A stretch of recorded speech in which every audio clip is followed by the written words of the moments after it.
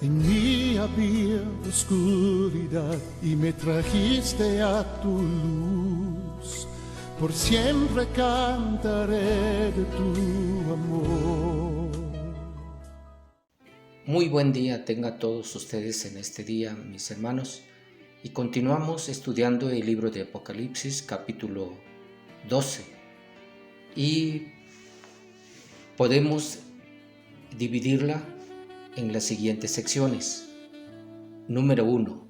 La mujer vestida de sol, versos del 1 al 2. Número 2. El gran dragón rojo, versos 3 y 4. Número 3. El niño varón, versos 5 y 6. Satanás es arrojado del cielo a la tierra, el número 4, versos del 7 al 9. Y el número 5, la ira del diablo y la victoria de los santos, versos del 10 al 12. El sexto punto, la persecución de Israel en la gran tribulación, versos del 13 al 16. Y el dragón emprende la persecución de piadosos remanentes de Israel, el verso 17. Y continuamos estudiando los versos del 1 al 2. Dice que apareció en el cielo una señal grande y admirable, una mujer revestida de sol, con la luna bajo sus pies y con una corona de 12 estrellas en su cabeza. Estaba encinta y gritaba por los dolores y angustias del alumbramiento. En el Antiguo Testamento tenemos lugares como en Isaías 49, verso 2 al 9, y otros pasajes que son suficientes para ver que la mujer es Israel. La mujer aparece cubierta enteramente del sol y con la luna debajo de sus pies.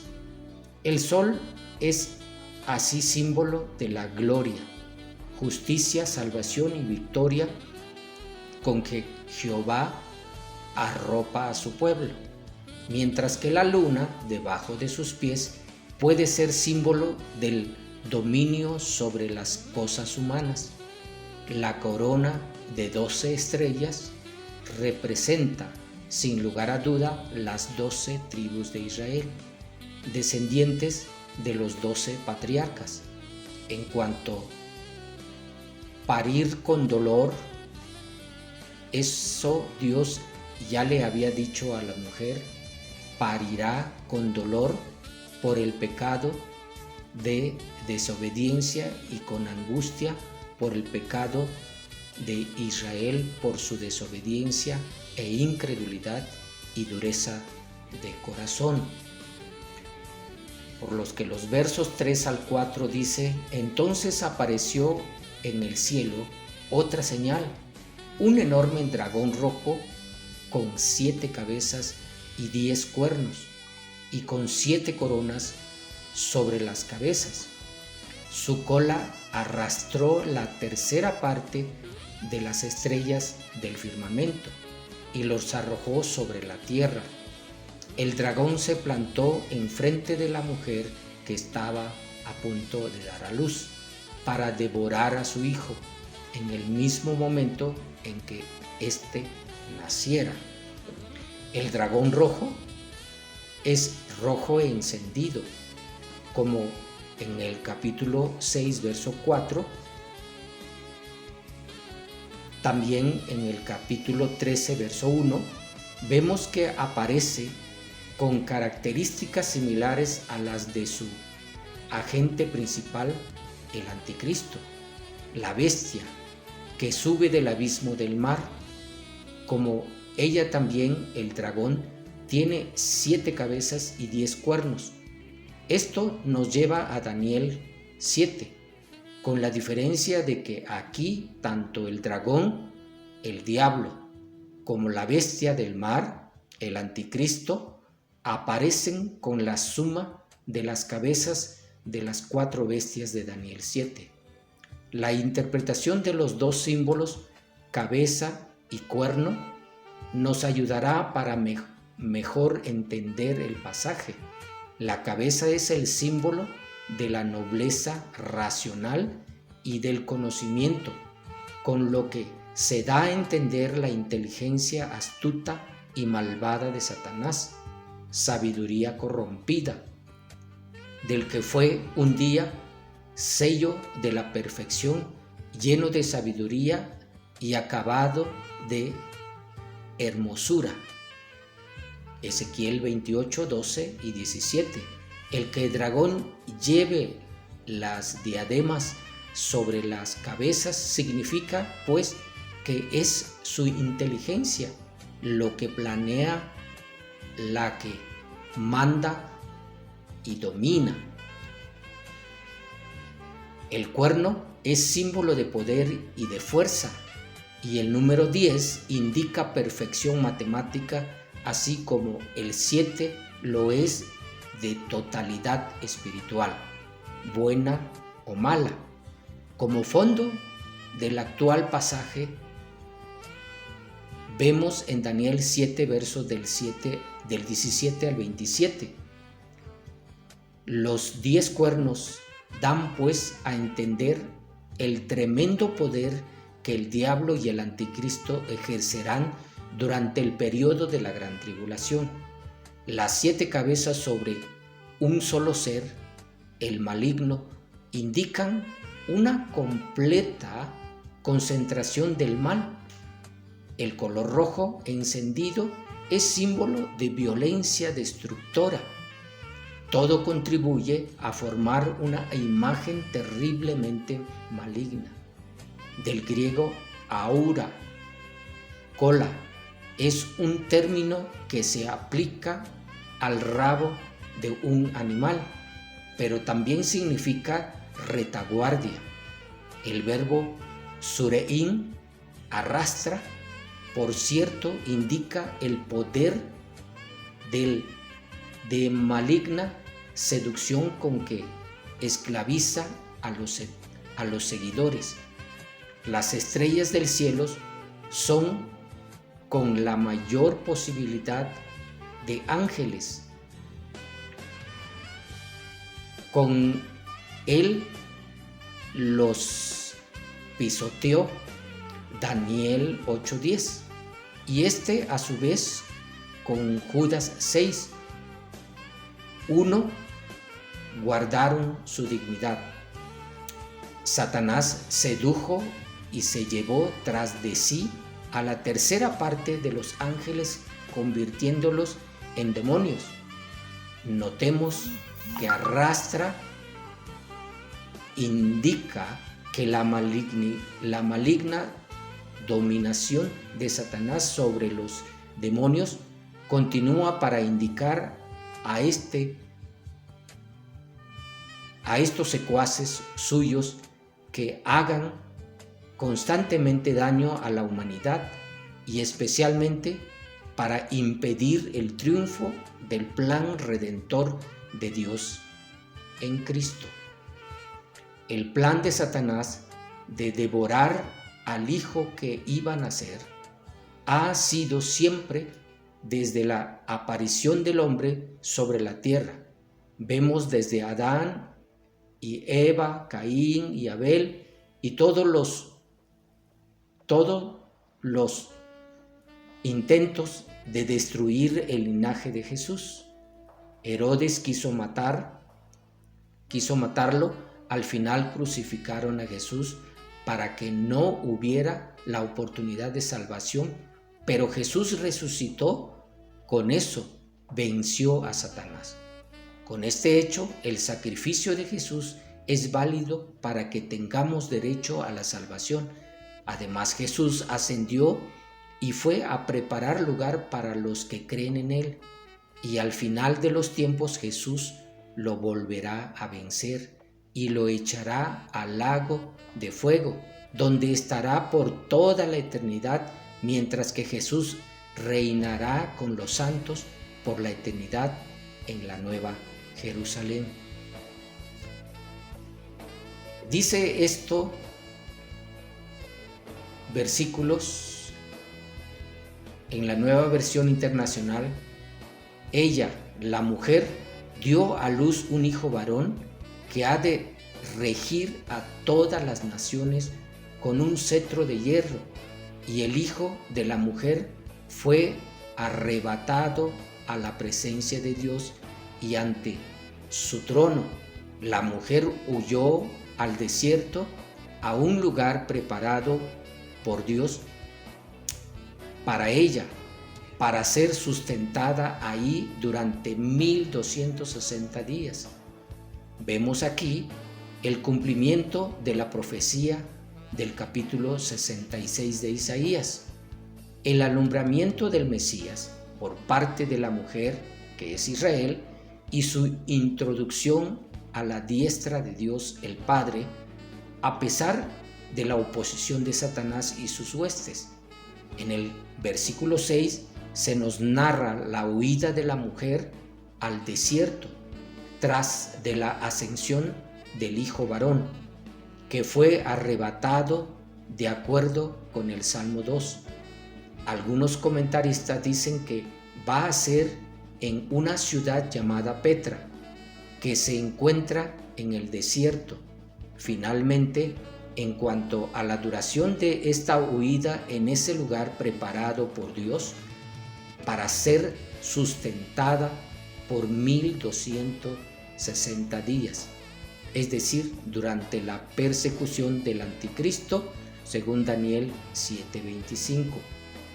No está en contradicción con esta duración, sino que el versículo 11 añade 30 días pasada ya la gran tribulación para la completa purificación del templo, y el versículo 12 añade a otros 45 días más para que los que hayan esperado pacientemente pueden disfrutar dichosamente de todas las bendiciones que comportará el milenio. Nótese sobre todo la paternal providencia de Dios, que ha preparado con todo cariño y con la debida anticipación el lugar y el sustento diario de los fugitivos de Israel. Dios siempre tiene reserva para los suyos. Continuamos con los versos 7 al 9 y dice: y se produjo una guerra en el cielo. Miguel y sus ángeles lucharon contra el dragón, y el dragón y sus ángeles respondieron al ataque, pero no tuvo el dragón fuerza suficiente y perdieron su lugar en el cielo. Fue arrojado abajo el gran dragón, aquí antigua serpiente, llamada el diablo o Satanás, que extravía al mundo entero. Fue precipitado a la tierra y sus ángeles con él. La guerra que aquí se menciona puede simbolizar aquí un intento por parte de las potestades diabólicas de acabar con el Hijo ascendido al cielo. Recordemos una vez más que la Biblia sitúa estas potestades en el cielo atmosférico, el primer cielo, desde donde Satanás dirige su estrategia contra los santos de la tierra y controla los poderes de este mundo. Ahí es donde Cristo, mediante la obra de la cruz, venció al diablo y le desposeyó legalmente del poder sobre la humanidad. Miguel, el arcángel protector de Israel, dirige la batalla y vence a Satanás y a sus ángeles, siendo estos arrojados a la tierra desde el cielo atmosférico, puesto de mando y base de operaciones del diablo. Satanás es arrojado a la tierra antes que el anticristo asuma su reino temporal, terrible, solo al final de la gran tribulación y antes de inaugurarse el milenio. Es cuando Satanás es arrojado al abismo. También se nos da los nombres del enemigo: dragón, serpiente, diablo, Satanás, el engañador o mentiroso. Los versos 10 al 12 dice: entonces oí una voz potente en el cielo que decía: ahora ha llegado la salvación, el poder y el reinado de nuestro Dios y la autoridad de su Cristo, pues el acusador de nuestros hermanos, a los que acusa delante de nuestro Dios día y noche, ha sido precipitado abajo. Ellos le han vencido virtud de la sangre del Cordero y mediante el testimonio con que le confesaron, pues no amaron sus propias vidas como para retroceder ante la muerte. Por eso, regocijaos vosotros, cielo, y los que habitáis en ellos, pero ay de la tierra y del mar, porque ha bajado hacia vosotros el diablo. Está lleno de furia, porque sabe que su tiempo se le acaba. Al haber sido arrojado del cielo Satanás y sus ángeles, los derechos legales del diablo ya habían sido cancelados. Ahora ha sido desposeído de hecho de su poder en el cielo. La frase "el acusador de nuestros hermanos" indica que Satanás acusaba únicamente a aquellos que todavía estaban en la tierra, de manera que contra los que ya estaban en el cielo, él no se atrevía a levantar acusación alguna porque carecía de toda prueba para ello. Sobre todo, resulta desagradable para Dios escuchar acusaciones en las cuales hay mucha verdad. Si se atrevió a acusar a Job de fidelidad y amor interesado, tanto más él acusa a aquellos que en este aspecto no se igualan a Job. El verso 10 termina diciendo que el diablo ejercía este oficio día y noche, es decir, sin pausa y descanso.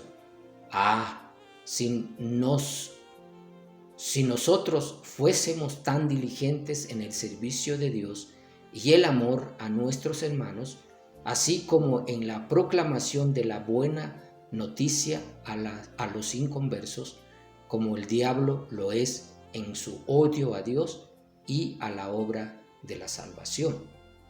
El verso 11 nos asegura que dichos hermanos han vencido al diablo no por su esfuerzo ni por sus méritos, sino por medio de la sangre del Cordero, es decir, en virtud de la redención de Cristo, efectuada en el Calvario. El texto añade: y de la palabra del testimonio de ellos, es decir, ellos, judíos, han dado testimonio de su fe en el Señor Jesús, al que por fin han reconocido como su Cristo, su ungido, su Mesías, ahora glorioso, pero en su primera venida fue el siervo sufriente.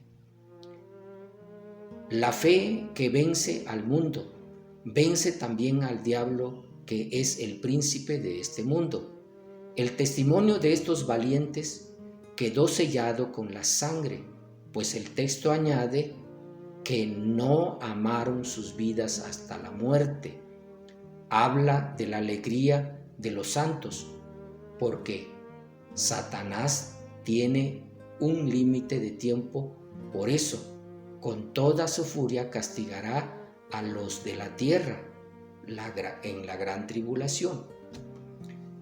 Cuando el dragón vio, según el verso 13 al 16, que había precipitado a la tierra, se puso a perseguir a la mujer que había dado a luz al hijo varón.